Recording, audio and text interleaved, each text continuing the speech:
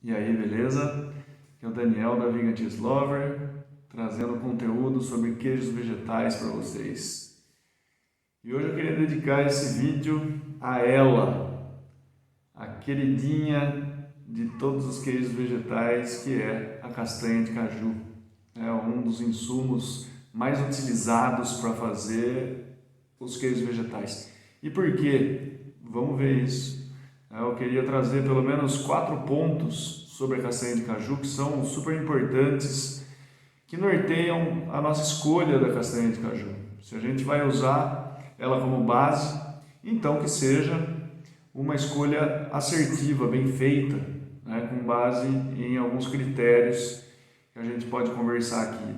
A castanha de caju, ela é um fruto, na verdade, né, e tem alguns países em alguns países, na verdade, as pessoas não fazem ideia do que é o caju em si, mas só a castanha de caju. Principalmente na Europa, que a gente tem muitas castanhas, às vezes até confundem a castanha de caju como algo que venha de uma castanheira e desconhecem, por vezes, o próprio caju, que não é uma fruta. Esse é que é o mais interessante. E quer ver que tem gente que vai lembrar das aulas de biologia? O caju, ele é um pedúnculo floral e a castanha de caju, sim, é que é o fruto, né? Essa foi, acho que, uma das primeiras palavras mais estranhas que eu ouvi, ainda bem jovenzinho, nas aulas de biologia, né? Bom, enfim, a castanha de caju ela é originária do Brasil, né? O caju é originário do Brasil e foram os portugueses, ainda no século XVI, que levaram o cajueiro para regiões da África e da Ásia, né? Regiões essas que eles também tinham como colônias. E a adaptação foi muito boa, porque o cajueiro ele se adapta muito bem em climas mais quentes e úmidos, né? Então a gente está falando de regiões mais tropicais. No Brasil, por exemplo, quase que a totalidade está presente no Nordeste brasileiro, né? E salvo algumas exceções ali. Mas então, para a África e para a Ásia, a gente tem bastante países produtores. Na verdade, hoje em dia são mais de 30 países produtores de castanha de caju, no qual acho que o grande país que desponta nisso é o Vietnã, né, que não é tão grande, mas ele desponta nessa produção de castanha de caju. O Vietnã, a Índia, Costa do Marfim, Benin, o próprio Brasil, são alguns países que têm um certo destaque nesse cenário da castanha de caju. Agora, dentre esses 4 pontos, então, que a gente poderia conversar, o primeiro deles é em relação ao valor nutricional da castanha de caju. Porque é interessante a gente pensar também na nossa alimentação e o que essa castanha está trazendo de bom para nós. Essa castanha de caju, então, ela tem bastante vitamina, né? A gente está falando de vitamina A, vitamina E, vitamina K, um chorinho de vitamina C também e bastante sais minerais. Com isso, a gente fala de cálcio, magnésio, ferro, zinco, cobre, potássio e, obviamente, todos os benefícios que esses sais minerais e essas vitaminas trazem para o organismo, a gente vai poder ter em relação ao consumo da castanha de caju. Fora o ponto dos antioxidantes. A castanha de caju ela ainda tem um aporte de antioxidantes que faz muito bem para a gente também. É importante para a própria castanha de caju, né? E é importante para nós também. Para a castanha de caju é importante para que toda essa riqueza nutricional ela permaneça por mais tempo, né? Então qualquer eventualidade em relação a oxidações, esses antioxidantes eles agem. E quando a gente fala de macronutrientes, a gente tem pelo menos em relação à proteína, gordura e carboidratos, uma relação muito interessante.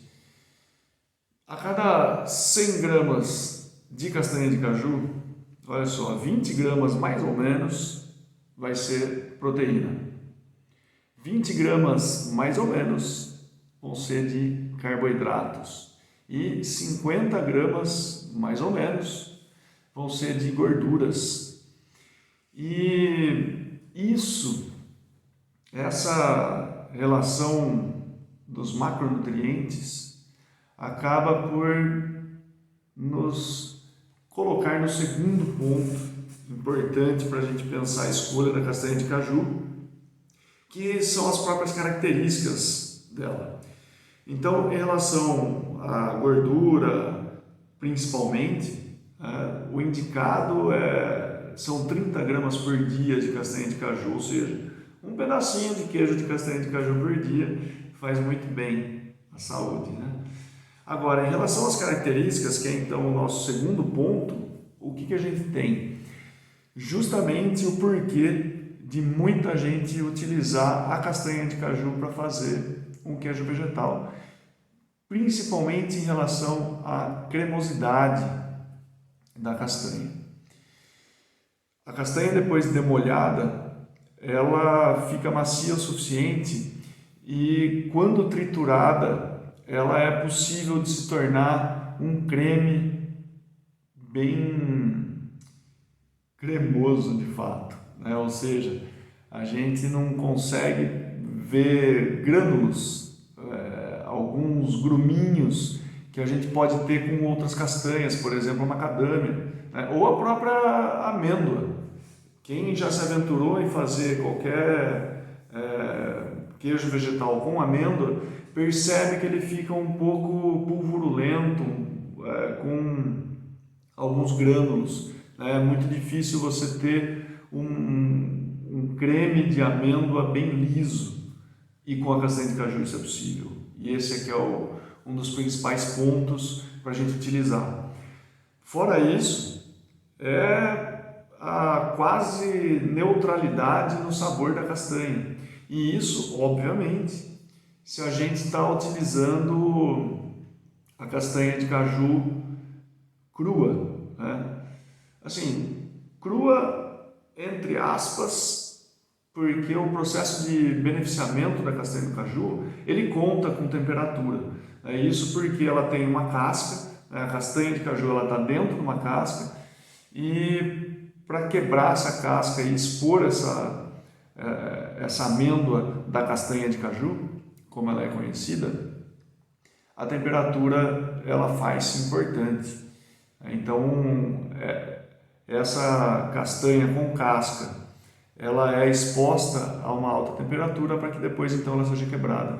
Inclusive, para que a gente não tenha a toxina presente da castanha de caju, né, da casca da castanha, o urushiol, que é um alergênico que irrita a pele.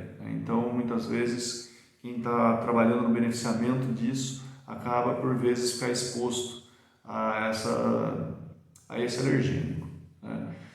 Mas, de qualquer forma, quando a gente tem essa castanha, então, crua, entre aspas até, mas ainda assim não torrada, vamos dizer assim, ela tem um sabor muito mais neutro. E para fazer queijo vegetal, seja um queijo vegetal não fermentado, no qual a gente coloca saborizantes, ou um queijo vegetal fermentado, ela passa a ser uma característica muito interessante para a gente. Porque justamente, se a gente está fazendo algo fermentado, a gente quer que a fermentação brilhe, né? São os compostos oriundos da fermentação que são interessantes no queijo vegetal. Então, quanto mais neutra for a castanha ou a base que a gente está usando, melhor vai ser. Ou mais próximo de um queijo tradicional a gente vai ter o sabor, né? Porque o queijo tradicional basicamente é o gosto da fermentação que está ali. Então a gente tenta chegar o mais próximo possível com a castanha de caju, né? E depois, como eu disse no ponto 1 em relação aos macronutrientes que trazia, né, essas características, essa relação entre proteína, carboidrato e gordura tem um equilíbrio para a castanha de caju que é fantástico para a gente utilizar na produção de queijo vegetal. É diferente, por exemplo, de a gente pensar numa macadâmia que tem um teor de gordura mais elevado e um teor de proteína um pouco menor se comparado com a castanha de caju. Então, quando a gente faz um queijo vegetal de macadâmia, esse aporte proteico ele fica um pouco em falta. A gente precisa compensar isso de alguma maneira, né? A castanha de caju é um dos poucos insumos que ela, por ela mesma, ela já é suficiente para a gente fazer um queijo vegetal que se porte muito bem depois de pronto. Quando a gente vai comer isso, a gente não vai sentir falta de alguma coisa, né, ou de alguma característica. Ou se a gente pegar algo mais proteico para fazer, como a soja, por exemplo, né, e não estou falando de tofu, de fazer tofu, mas de um queijo vegetal de fato, né, a gente fermentar isso, por exemplo, qualquer coisa assim, a gente percebe a falta de gordura, né, ou seja, a gente percebe uma falta de textura num queijo trabalhado com soja puramente. Então a gente precisa colocar algum outro elemento que tenha gordura. E a castanha de caju não. E isso que faz dela um excelente insumo para a produção de queijo vegetal. Tá? Bom, depois um terceiro ponto, e aí eu acho que ele é mais importante para a conversa aqui até, é em relação à própria escolha da castanha.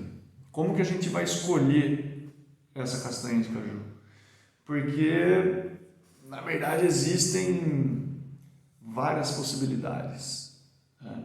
Vocês já devem ter visto, grosso modo, 2 tipos, inteira e quebrada.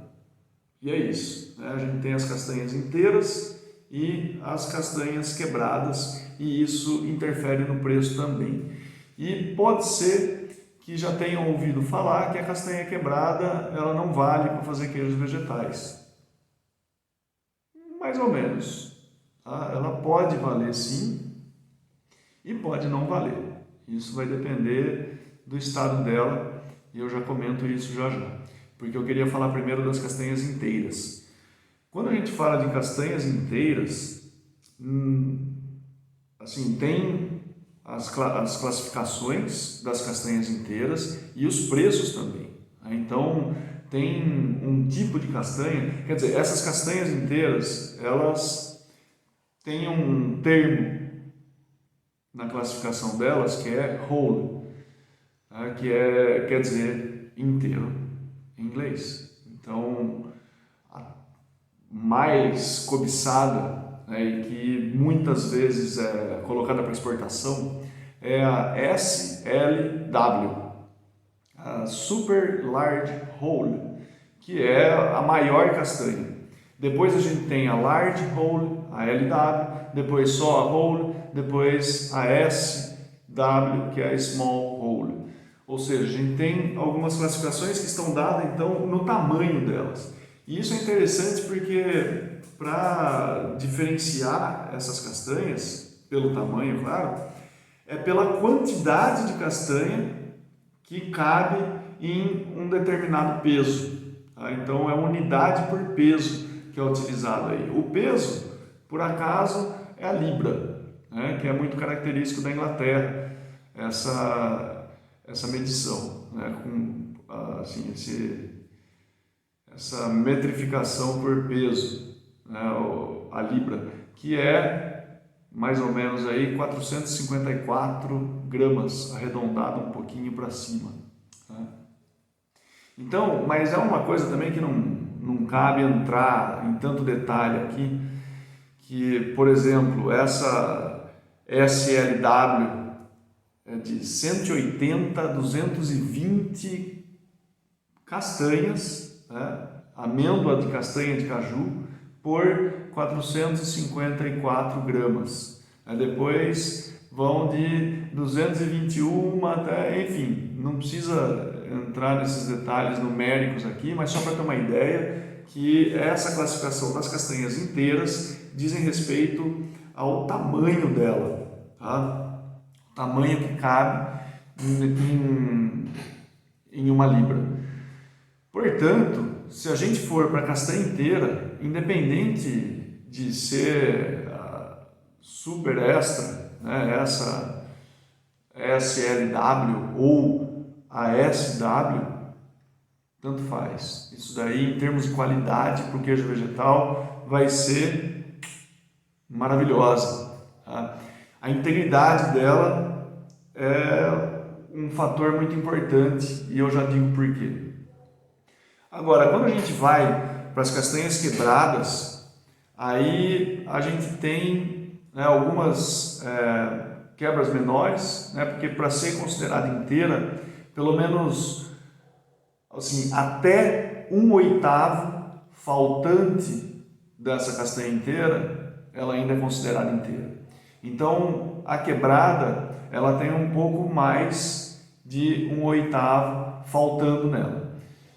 A gente tem aquela classificada como bandas, ou seja, a castanha de caju, ela tem evidentemente duas metades, né, que são os cotilédones da castanha.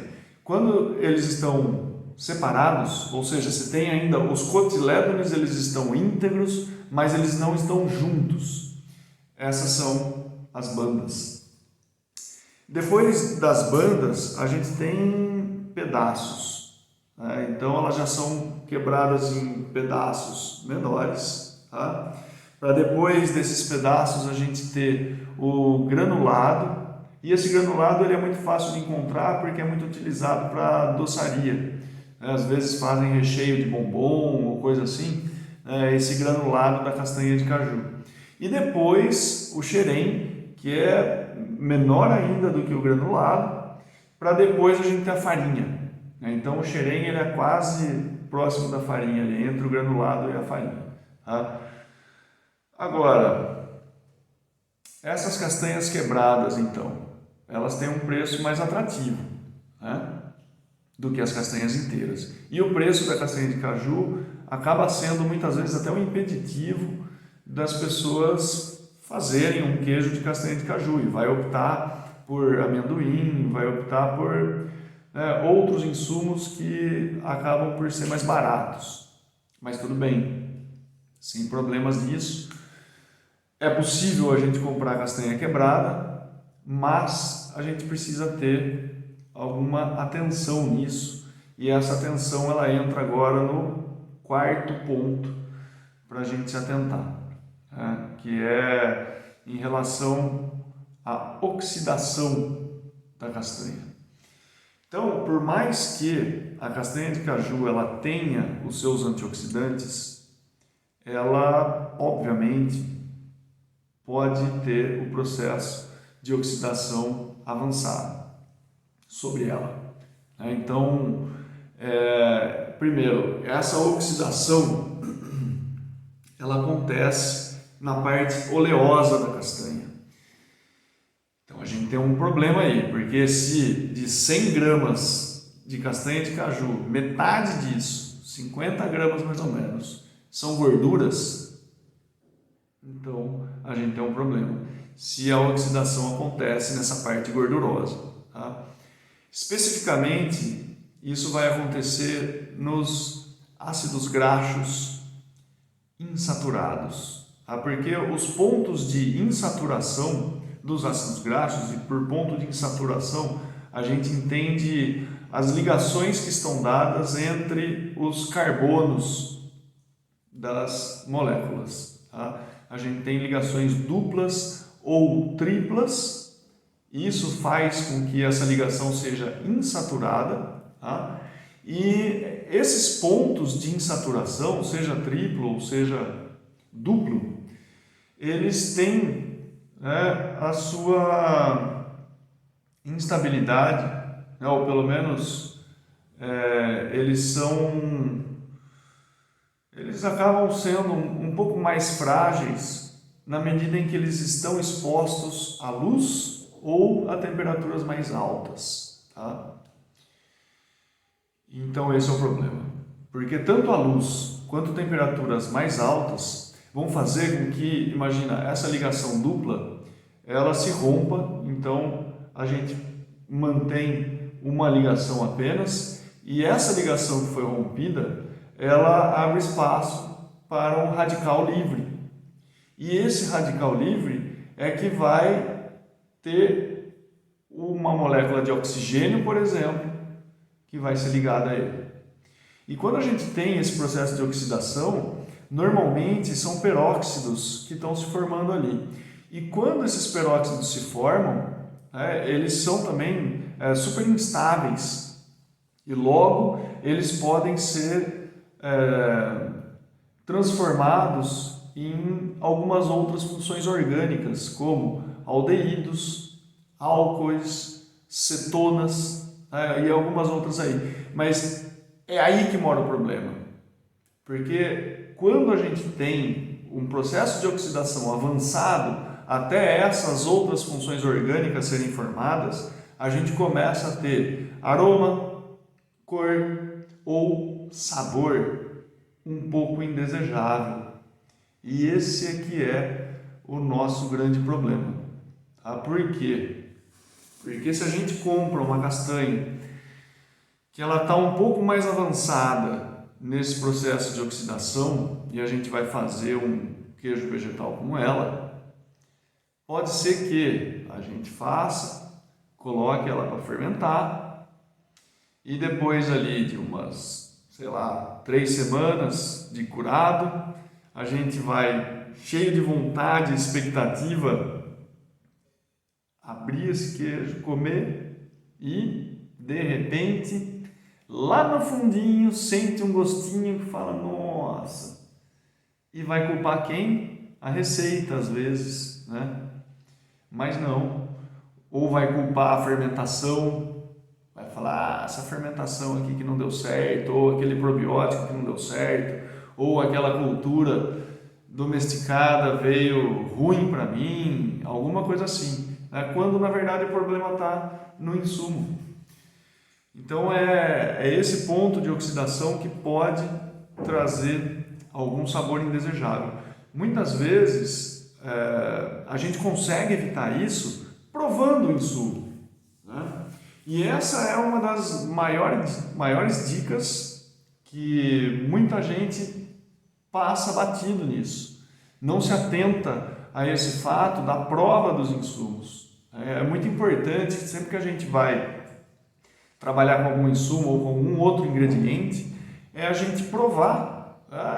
O nosso paladar ele vai indicar, ou vai atestar pelo menos, a qualidade daquele insumo.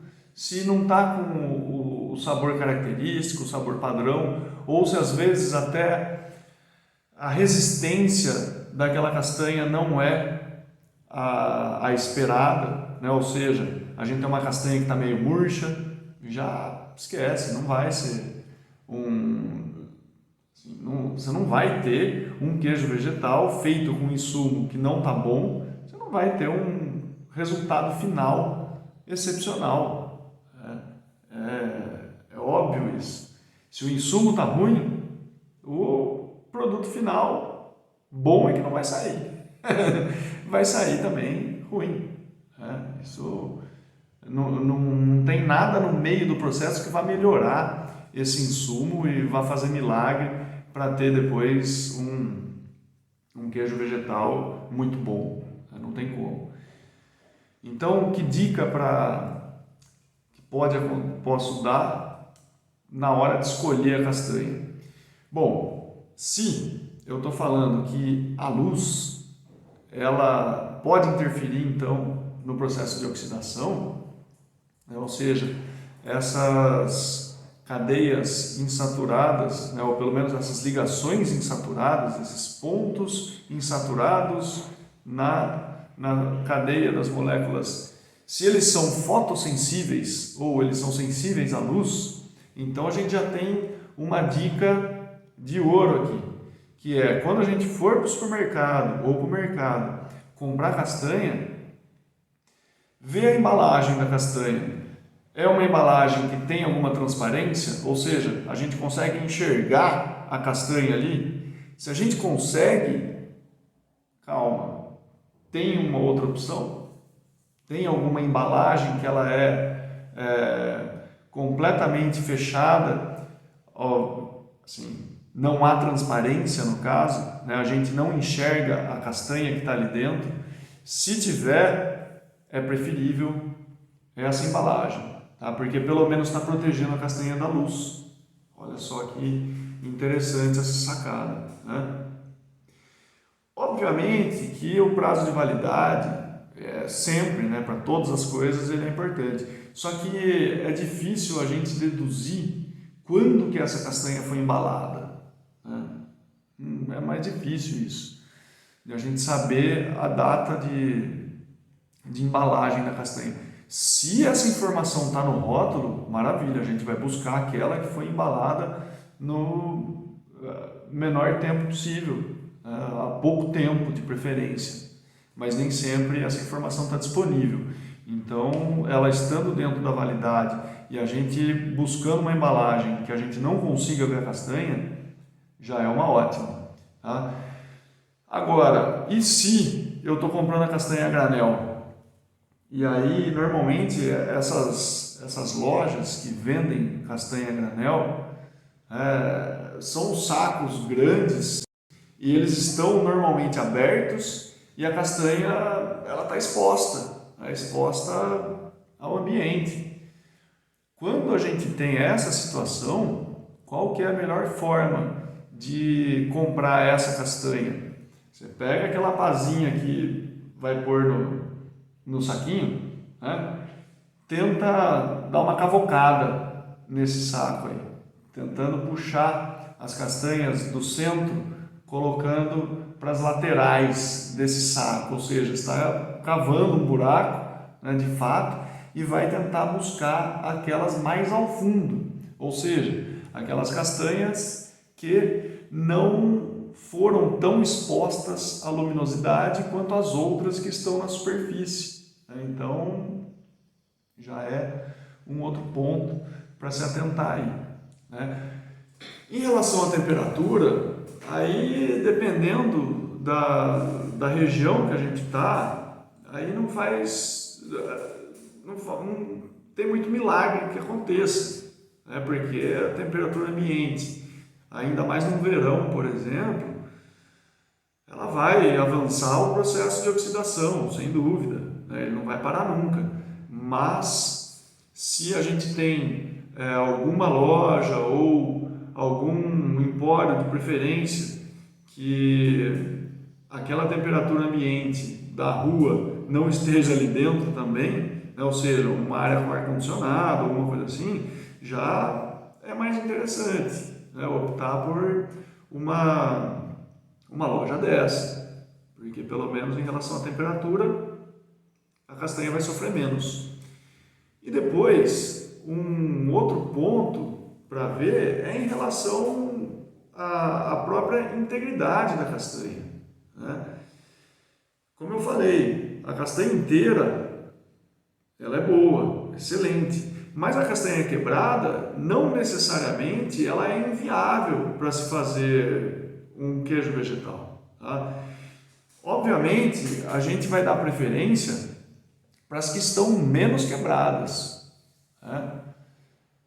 De repente bandas ou em pedaços também vale a pena, mas tenta parar aí, tá? Castanha granulada, ela está muito quebrada já, né? Então os pedaços eles são bem pequenos. E isso quer dizer o quê? Quer dizer que quanto mais quebrada essa castanha está, ela tem uma maior superfície de contato com o ambiente, ou seja, ela está mais passível de oxidação do que as outras castanhas, né? Então, percebam que castanha inteira de um lado e castanha super quebrada de um outro, xerém, por exemplo, Em relação à oxidação, o xerém tem uma oxidação muito mais acelerada do que a castanha inteira, que tem daí um processo de oxidação bem mais reduzido,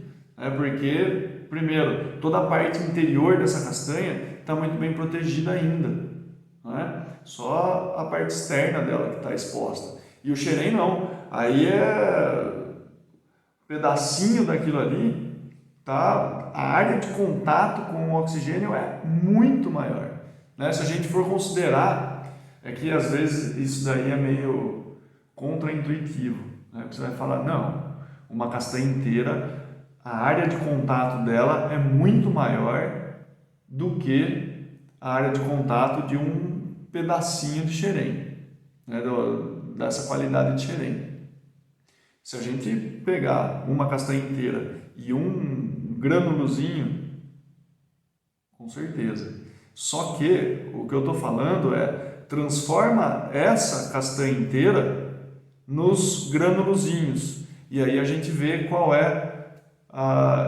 quais desses dois mundos aqui que a gente tem maior superfície de contato exposta. E a gente vai ver que é nessa condição de xerém, sem dúvida nenhuma, né? Porque pegar uma castanha e quase que triturar ela, a área de contato vai ser muito maior. Então, quando a gente vai para as castanhas quebradas, vamos sempre tentar buscar as menos quebradas, tá? E parar no máximo nos pedaços e não avançar para grânulos, né? Para granulado, xerém, farinha, então nem pensar, né? Às vezes pode querer fazer, vou fazer um leite de castanha de caju com farinha, e aí a partir daí eu vou fazer um queijo vegetal. Pode ser, mas se no fim das contas o sabor ele não tiver tão agradável, talvez a gente já sabe de onde veio, né? E uma última dica, prefiram sempre castanhas comercializadas dentro de um fair trade, né?